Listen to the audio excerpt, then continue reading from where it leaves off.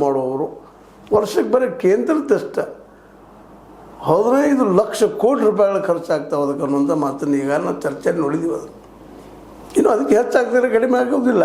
ಈ ಒಂದು ಕಡಿಮೆ ಮಾಡಬೇಕು ಅನ್ನೋಂಥ ವಿಚಾರವನ್ನು ಇತ್ತೀಚೆಗೆ ನಮ್ಮ ಮೋದಿಯವರು ತೆಗೆದುಕೊಂಡ್ರು, ಪ್ರಧಾನಿಯವರು ತೆಗೆದುಕೊಂಡ್ರು. ಅದು ಇಲೆಕ್ಷನ್ ಮುಗಿದ ಮೇಲೆ ವೆಸ್ಟ್ ಬೆಂಗಾಲದ ಅಂದರೆ 5 ರಾಜ್ಯ ಇಲೆಕ್ಷನ್ ಮುಗಿದ ಒಂದು ವಾರದ ನಂತರ ಇದನ್ನು ಶುರು ಮಾಡಿದ್ರು.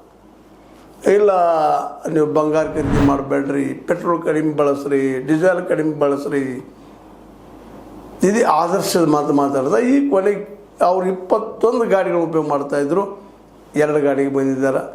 ಇನ್ನು ಕೆಲವೊಂದಿಷ್ಟು ನಮ್ಮ ರಾಜ್ಯ ಮಟ್ಟದ ರಾಜಕಾರಣಿಗಳಾಗಿರ್ಬೋದು, ದೇಶ ಮಟ್ಟದಾಗಿರ್ಬೋದು, ಅಲ್ಲಿಯ ಮಂತ್ರಿಗಳಾಗಿರ್ಬೋದು, ಈ ಗಾಡಿಯಲ್ಲೋ ಮತ್ತೆಲ್ಲೋ ಈ ಬಸ್ಸು ಆ ಬಸ್ಸು ಮೆಟ್ರೋದಲ್ಲೋ ಹೋಗುವಂಥ ಒಂದು ಏನೋ ಪೋಸಸ್ಗಳನ್ನು ಬಿಡ್ತಾಯಿದ್ರು. ಅದರಲ್ಲೂ ಫಡ್ನವೀಸ್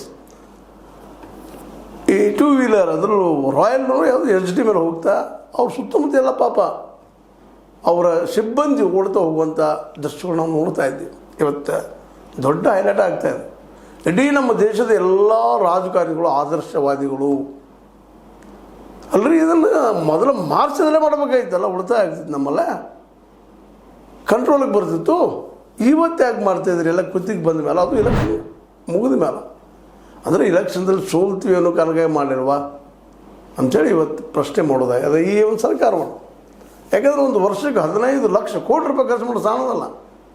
8,000 ಕೋಟಿ ರೂಪಾಯಿ ವಿಮಾನ ಆಗಿರ್ಬೋದು, ಮತ್ತೇನೋ ಆಗಿರ್ಬೋದು, ಸುತ್ತಮುತ್ತ ಕಾರ್ ಗಾಡಿ ಹೋಗೋದು ಬರೋದು, ಅವೇನು ರ್ಯಾಲಿಗಳಂದು ಹೇಳ್ತಿರೋದಿಲ್ಲ.